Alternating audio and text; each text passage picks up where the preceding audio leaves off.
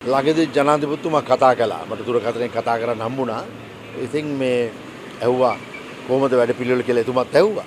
මං ඉතින් කිව්වා මේ හොරුවල්ලන වැඩේ නම් ඊටාම සාර්ථකව කරනවා. ඒක වෙන හිටපු රජයන් එක්ක බලද්දී ගොඩාක් දූෂණ වංචාවලට අහු වුණ අය හෝල්සේල් යනවා වගේ පේනවා. ඒ වගේම ගරු අධිකරණයත් හොඳම තීන්දුව දෙමින් මේ ඒ අයගේ සිරගත කරනවා වාගම ඒ අයගෙන් ලැබෙන තියෙන සල්ලිත් කෝටි ගණන් ලැබෙනවා අපි දැක්කා. ඒව රාජසන්ත කරනවා අපි දැක්කා. ඔබතුමා මේ අවුරුදු ගානක් මාස ගානක් වගේ මේ වන්දනාගාර ගත වෙලා ඉන්නේ. අවුරුද්දයි මාස 7ක්. අවුරුද්දයි මාස 7ක්. එතකොට ඒ අත්දැකීම් සහ ඒවත් එක්ක මේ ගැටුම සම්බන්ධයෙන් කොහොමද ඔබ දකින්නේ? මට ආරංචි විදිහට මොකක් හරි මත්ද්‍රව්‍ය ගැන ඔත්තුවක් දුන්නා කියලා තමයි මුලින්ම ඇති වෙලා තියෙන ප්‍රශ්නේ. ඊට පස්සේ ඒකට ගහගෙන මිනිමරාගෙන බන්ද පොලිසිය ඇවිල්ලා ඊට පස්සේ එතන එහෙම තමයි මේ දේ වෙලා තියෙන්නේ. දැන් මම කියනවා මේ විපක්ෂ චෝදනා නගිනවා මේ සිද්ධිය සම්බන්ධයෙන් මේ රාජ්‍ය වාක්‍යමම අමාත්‍යරු ඉල්ලා අස්වෙන්න ඕනේ. මම දැක්ක මේ අධිකරණ ඇමතුමාට ඉල්ලා අස්වෙන්න කියලා කියනවා. ඉතින් ඔහොම මල්ලි මේ සිද්ධියක් වෙන ගානේ ඉල්ලා අස්වෙන්න ගියොත් එහෙම මල්ලි මේ රජයක් රටක් කරන්න හම්බෙන්නේ නැහැ. ඉතින් හැම දෙයකම ඉල්ලාස් වෙන්න ගියොත් එහෙම. ඉතින් මේක මං හිතන්නේ මේ මම දන්නේ මගේ පුරවැසියෙක් හැටියට මගේ මතේ මේක අධිකරණ ඇමතුමා අධිකරණ සහ බන්ධනාගාර පුනරුත්ථාපන ඇමතිවරයා සැලසුම් කරලා කරපු දෙයක් නෙමෙයිනේ. ඒ මනුස්සයාට කොළඹ මේක උනේ මීගමුවේ. ඉතින් මේක ඇතුළාන්තයේ ඇති වුණු ගෝරියක්. මේක ඉතින් හෙටත් ඇති වෙන්න පුළුවන්. අනිද්දාත් ඇති වෙන්න පුළුවන්. මොකද එක කාමරයක මේ කට්ටිය ඉන්නේ. එක ශාලාවක ඉන්නේ. උදේ 6ට අරිනවා දොර. ඊට පස්සේ ආයේ ඉඳලා රෑ 5:00 වෙද්දි වහනවා. මම ඒතර සිද්ධිය දන්නවා. ඒ ඇතුලේ ගෝරියක් ගියොත් මොන හරි වුණොත් ඒගොල්ලෝ එනකන් මේ ඕනම දෙයක් වෙන්න පුළුවන් එතන. එහෙම තත්ත්වයක් එතනදී මං හිටිය මිනිහෙක් හැටියට මං කියන්නේ. ඒ කියන්නේ මාව ඉස්සල්ලාම ගිහිල්ලා දැම්මේ මල්ලි පල්ලන්සේනේ මෙතන හිටිය දවස් 14ක්. ඊට පස්සේ ජුලම්පිටිය අමරේ මේ එතකොට බොහොම නම්දරාපු කට්ටිය ඉන්න කාමරයකට තමයි මාවත් දැම්මේ. ඉතින් මටත් ඒ දේ වෙන්න තිබුණා. එහෙම දෙයක් වුණා නම් කවුරුත් එන්න ඉස්සෙල්ලා මේ යන්නත් ඉඳ තියෙනවා. ඉතින් ඒ වගේ දේවල් මං අත්දැකීම් තියෙනවා, දැකලා තියෙනවා.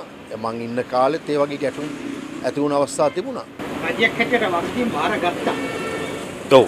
බාරගත්ත ඒක සාධාරණීකරන්න පුළුවන් බව. ඔව් මම වෙන ඇමතිවරු නම් දැකලා නැහැ. එතුමා කිව්වා මම බාර ගන්නවා. මම බාර ගන්නවා කියලා. වෙන අය නම් බාරගත්තේ නැහනේ.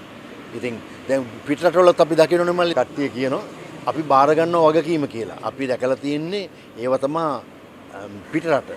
නමුත් ප්‍රථම වතාවට තමයි මම දැක්කේ මල්ලි දැන් පාසුක ප්‍රහාරයත් කවුරුත් වගකීම බාර ගන්න නෑ කියලානේ කිව්වේ. මම මේ නිර්භීතකමට නම් ගරු කරනවා. එතුමා කියනවා මම වගකීම බාර ගන්නවා කියලා කිව්වා පහුවදාම ගියා. මම හිතුවා පහුවදාද එදාමද ගියේ මල්ලි මන්ද. එදාම ගියා. ඔව්. ඉතින් එදාම ගිහිල්ලා තියෙනවා. ඉතින් නමුත් පාස්කු ප්‍රහාරයට නම් ආවේ මල්ලි දවස් දෙක තුනක් පහුවෙලා නේද හිටපු ජනාධිපතිතුමෙකුත් එහෙම පරක් වෙලා ආවේ බාර ගන්න කෙනෙක් තාම කවුරුත් බාරගත්තේ නැහැනේ මල්ලි. ඉතින් මේ අපේ මගේ සහෝදර නළුවෙක් යසපාලි නානක්කාරගේ පුත්‍රයා. එතකොට අපේ විජේ කුමාරතුංග මහත්මයාගේ කොහොම හිතවත්කම් තියෙන කෙනෙක්. ඉතින් මේ මම හිතන්නේ ඔවුන් මේක සැලසුම් කරා කියලා මං හිතන්නේ නැහැ. ඒ කියන්නේ මම රජයෙන් සැලසුම් කරලා මේක දෙයක් වුණා කියලා මම හිතන්නේ නැහැ. සුදුහුණු ගන්න යන්නෙත් නැහැ. මේ නරකයි කියලා විවේචනය කරන්න යන්නෙත් නැහැ. පරීක්ෂණයක් පැවැත්වුණා ඒ ගැන. ඉතින් ඒ පරීක්ෂණයේදී කොහොමද වුනේ? හැබැයි අමානුෂික විදිහට මේ අර අදත් දැක්කා කොසු බටවලින් මෙයාල ගල් අතහැරලා එහෙම මරලා තිබුණා බන්දයක නිලධාරී. ওই බන්දයක නිලධාරීන් මේ මම අඟුරුකොළ පැලසෙද්දි මහරෑ එකපාරට කඩාපයින්නවා. කඩාපැනලා ටෙලිෆෝන් හොයනවා. ඉතින් මම මේක ඇත්තටම දකින්නේ පුරවැසියෙක් හැටියට මේක මේ ඩ්‍රග්ස් බිස්නස් එක කියන්නේ මුදල්නේ. ඉතින් මේ අය තණ්හාව වැඩිකමට තමයි මේ ප්‍රශ්න ඇති කරගන්නේ. ඔත්තුවක් දුන්නා කියලා තමයි ප්‍රශ්න ඇති වෙලා තියෙන්නේ. ඉතින් මම මත්ද්‍රව්‍ය වලට විරුද්ධයි මල්ලි. මත්ද්‍රව්‍ය අල්ලනවට මම කැමතියි. මේ රාජ්‍ය මේ වෙනකොට මේ පාස්මාර සම්බන්ධයෙන් නැවත පරීක්ෂණ කරගෙන දැනට ගොඩක් අය මේ චෝදනාවට ලක්වෙච්චා තමයි මේක පරීක්ෂණ කරනවට විරුද්ධතාවයක් වගේ පේනවා. ඒක මොහොමද කොහොමද? ඔත පරීක්ෂණ කරනවට විරුද්ධ වෙන්නේ මල්ලි. එතන මල්ලි 300 ගාණක් මැරලා 500 ගාණක් ආබාධිත වුණ ලොකුම ප්‍රහාරයක්නේ. ඉතින් මම හිතන්නේ හරි පුරවැසියුණන් ලංකාවේ පරීක්ෂණවලට සහයෝගය දෙන්න ඕන කියලා.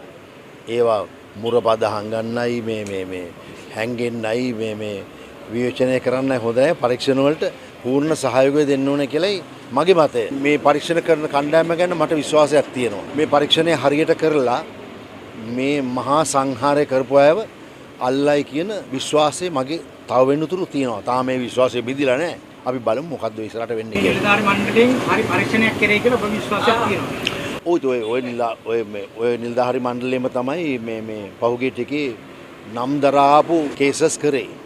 ඒවට හරි පිළිතුරු ආවා. මම ළඟදී දැක්කා පාර්ලිමේන්තුවේ කියවෙනවා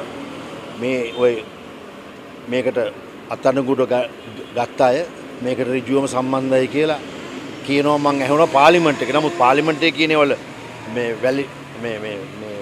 වගකීමක් නැහැ කියලා කියනවනේ. අපි බලමු කොමිසමේන වාර්තාව මොකක්ද කියලා.